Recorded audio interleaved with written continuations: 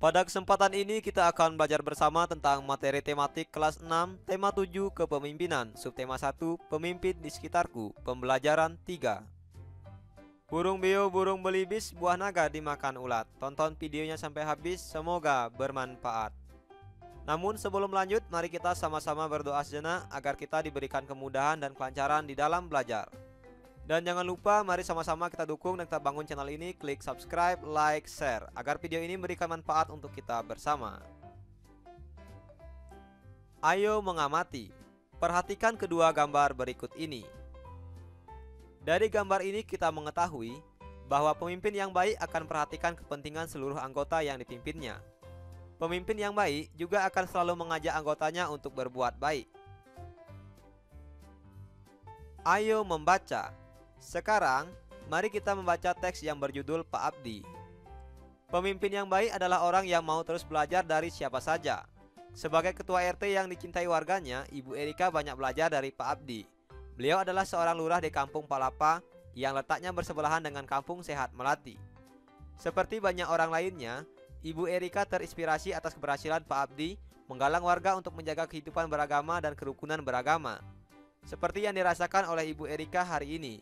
Ketika menghadiri undangan peringatan Hari Kemerdekaan di Kampung Palapa, Ibu Erika mendengarkan pidato Pak Abdi. Warga Kampung Palapa, sudah lebih dari 68 tahun negara kita berdiri mandiri, merdeka dari penjajah. Setiap tahun kita berkumpul merayakannya bukan tanpa tujuan. Aneka lomba dan kegiatan makan bersama adalah bentuk syukur kita atas kebebasan untuk hidup berkarya dan ungkapan terima kasih kita atas jasa para pahlawan yang berjuang untuk kemerdekaan ini. Wargaku tercinta, satu hal penting yang tak akan bosan saya sampaikan adalah agar kita selalu menjaga perilaku kita sesuai dengan tuntunan agama. Aneka kegiatan yang kita lakukan dalam memperingati Hari Kemerdekaan ini harus selalu kita dasari dengan rasa syukur kita atas anugerah Tuhan. Dengan izin Tuhan Yang Maha Esa, para pahlawan berjuang merebut dan pertahankan kemerdekaan negara kita. Kini, marilah kita mengisi kemerdekaan ini dengan berbagai kegiatan positif. Semua kegiatan hendaknya kita niatkan sebagai ibadah kepada Tuhan. Dengan begitu, semoga Tuhan meridhoi semua yang kita lakukan. Selamat berpesta memperingati kemerdekaan bangsa wargaku. Semoga Tuhan Yang Maha Esa selalu melindungi dan menuntun langkah kita. Semoga desa kita semakin maju. Semoga seluruh warga semakin makmur dan bahagia. Demikianlah pidato yang disampaikan oleh Pak Abdi sebagai lurah di Kampung Palapa. Hati Ibu Erika bergemuruh seiring tepuk tangan seluruh warga yang hadir. Sekali lagi, Pak Abdi memberinya inspirasi. Seorang pemimpin harus selalu mengajak warganya untuk selalu menerapkan nilai-nilai ketuhanan dalam kehidupan sehari-hari. Ayo berdiskusi.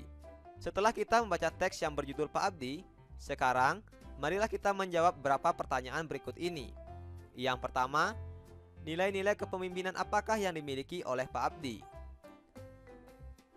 Pak Abdi menerapkan nilai-nilai ketuhanan dalam kehidupan sehari-hari, saling menghormati antar pemeluk agama, dan menjunjung tinggi nilai persatuan.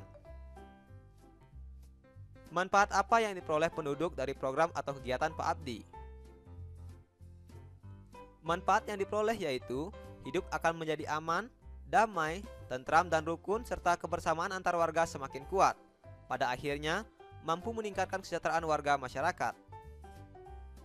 Apakah Pak Abdi sudah mengajak penduduknya untuk mengamalkan nilai-nilai ketuhanan dalam kehidupan? Jelaskan. Berdasarkan teks yang sudah kita baca, tentu Pak Abdi sudah mengajak warganya untuk mengamalkan nilai-nilai ketuhanan dalam kehidupan, di mana Pak Abdi mengajak warganya agar menjaga perilaku sesuai dengan tuntunan agama dan hidup rukun serta saling menghormati antar pemeluk agama. Selanjutnya, apa yang dapat kamu teladani dari Pak Abdi? Hal-hal yang dapat kita teladani dari sikap Pak Abdi adalah bijaksana, memperhatikan kerukunan warga, taat beragama, dan selalu bersyukur. Berdasarkan jawabanmu, buatlah tulisan tentang Pak Abdi tersebut.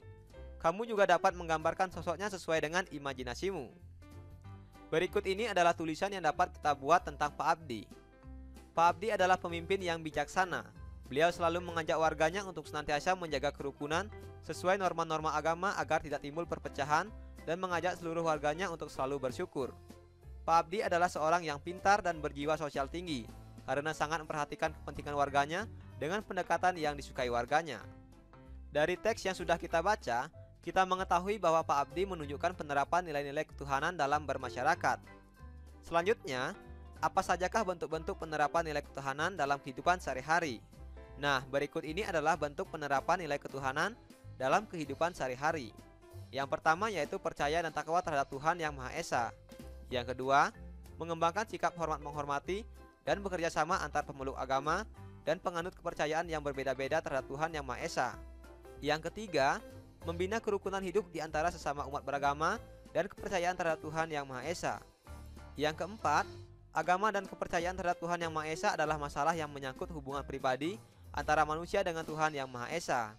Yang kelima, mengembangkan sikap saling menghormati kebebasan menjalankan ibadah sesuai dengan agama dan kepercayaan masing-masing. Yang keenam, tidak memaksakan suatu agama dan kepercayaan terhadap Tuhan Yang Maha Esa kepada orang lain.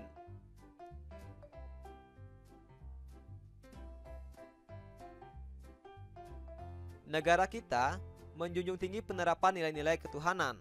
Bagaimana hubungan kita dengan negara lain? Negara kita berperan aktif dalam kerjasama antar negara, misalnya dengan negara-negara yang ada di ASEAN. Ayo mengamati. Perhatikanlah peta kawasan Asia Tenggara berikut ini. Dari peta di atas, negara apa saja yang masuk dalam wilayah Asia Tenggara? Negara-negara yang masuk dalam wilayah Asia Tenggara adalah Indonesia, Brunei, Kamboja, Timor Leste, Thailand, Filipina, Vietnam, Laos, Myanmar, Malaysia, dan Singapura. Selanjutnya, perhatikanlah peta Asia Tenggara yang termasuk dalam anggota ASEAN berikut ini. Berdasarkan peta di atas, negara apa sajakah yang masuk sebagai negara anggota ASEAN? Negara-negara yang masuk sebagai anggota ASEAN adalah Indonesia, Malaysia, Filipina, Singapura, Laos, Thailand, Kamboja, Vietnam, Brunei Darussalam, dan Myanmar. Dari peta ini kita melihat bahwa satu negara di Asia Tenggara yang tidak termasuk ASEAN adalah Timor Leste. Selanjutnya, apa sumber daya yang menjadi keunggulan tiap negara ASEAN? Nah, berikut ini adalah sumber daya yang menjadi keunggulan setiap negara ASEAN. Yang pertama Indonesia, yaitu kelapa sawit dan kopi. Malaysia, karet dan minyak bumi. Thailand, beras dan umbi-umbian. Brunei Darussalam, minyak bumi. Singapura tidak mempunyai sumber daya alam, tetapi Singapura memiliki potensi sebagai negara industri terbesar di kawasan Asia Tenggara.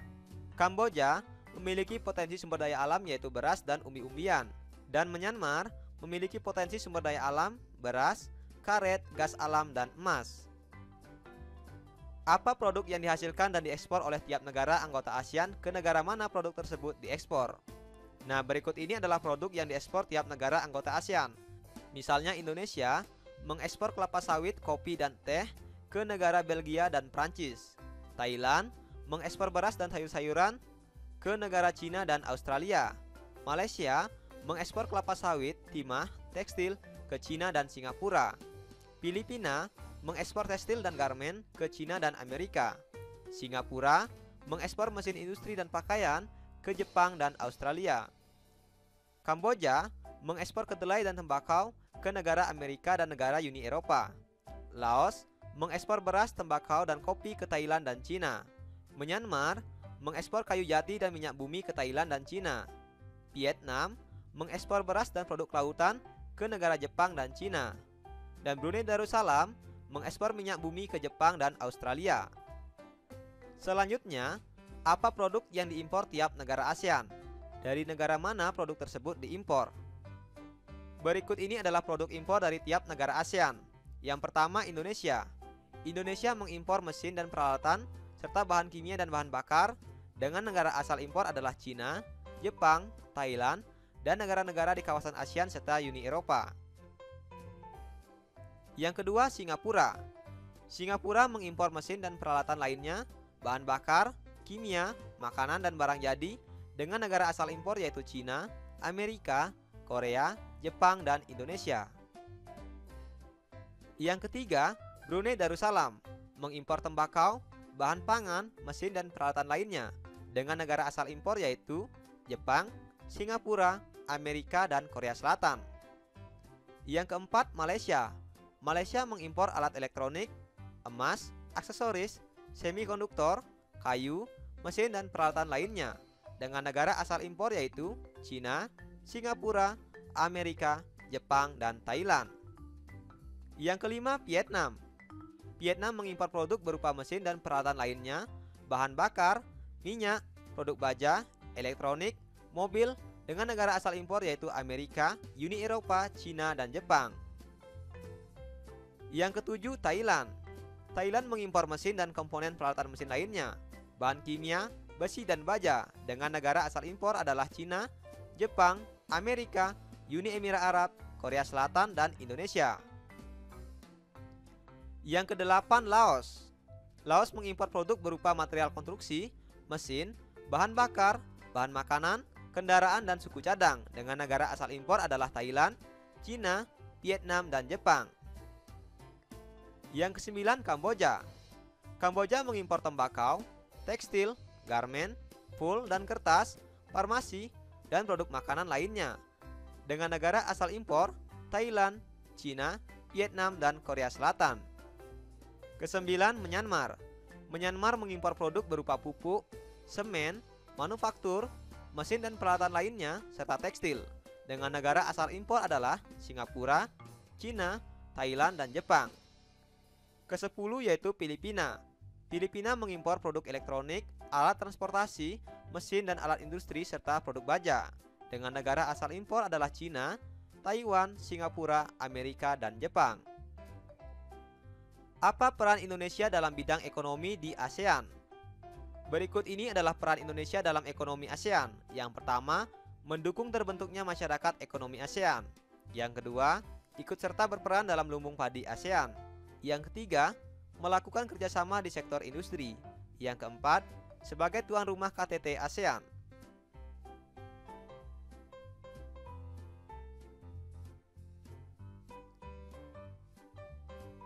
Ayo berdiskusi, mengenal unsur-unsur teks pidato. Pidato adalah kegiatan berbicara di depan umum untuk menyatakan pendapat atau menyampaikan suatu hal. Sedangkan teks pidato adalah sebuah teks yang berisi gagasan, pendapat, dan pengetahuan terhadap suatu hal yang nantinya akan disampaikan di depan umum. Dalam sebuah teks pidato akan terdapat unsur-unsur pidato. Yang pertama adalah salam pembuka. Salam pembuka berisi kalimat sapaan yaitu selamat pagi, selamat siang, selamat malam, dan lain sebagainya. Yang kedua, pendahuluan. Pendahuluan memaparkan topik permasalahan yang akan dibahas. Yang ketiga, inti. Inti berisi pembahasan topik secara lengkap. Kalimat ajakan atau bujukan digunakan untuk mengajak pendengar melakukan kegiatan yang diharapkan. Yang keempat, penutup. Penutup yaitu penyampaian rangkuman atau intisari topik yang telah disampaikan. Yang kelima, salam penutup. Salam penutup berisi kalimat salam penutup seperti ucapan terima kasih. Perhatikan pidato berikut ini. Nah, ini adalah pidato yang bertemakan pendidikan. Assalamualaikum warahmatullahi wabarakatuh. Nah, ini adalah salam pembuka. Selanjutnya, hadirin yang saya hormati, dalam kesempatan yang berbahagia ini, marilah kita bersyukur kepada Allah Subhanahu wa Ta'ala atas segala nikmat serta hidayahnya yang telah dianugerahkan kepada kita semua, sehingga pada kesempatan kali ini kita bisa hadir dalam acara peringatan Hari Pendidikan Nasional. Nah, ini merupakan pendahuluan.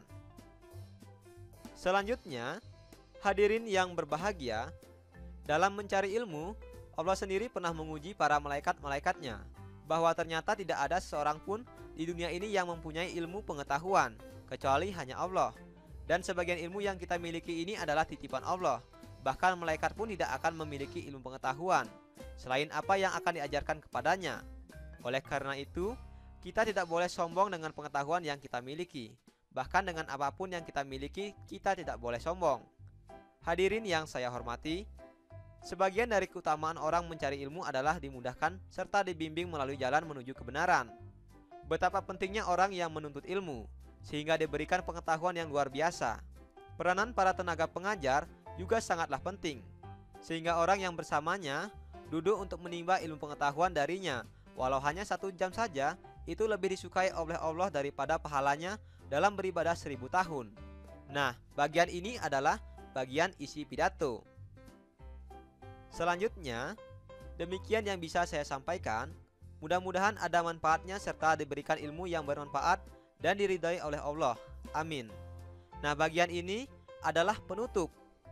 Dan kalimat wassalamualaikum warahmatullahi wabarakatuh adalah bagian dari salam penutup.